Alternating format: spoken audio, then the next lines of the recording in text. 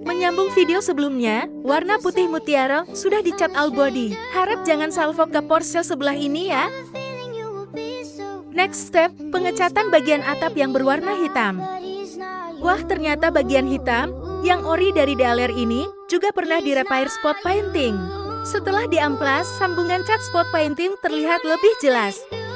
Ada dua garis perbatasan antara cat baru dan lama. Padahal sebelum diamplas, tidak ada yang notice. Kan baru dari DLR. Nah, ini sudah selesai dipasang semua body parts-nya.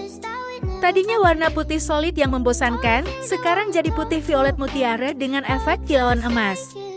Didongkrak juga dengan pernis HS yang tebal dan glossy banget. Satu-satunya dan pertama di dunia, Wuling Almas warna premium Pearu White Ziralic Gold dengan efek warna violet kelabu abu jika dilihat dari samping. Nggak minder lagi dengan Mazda.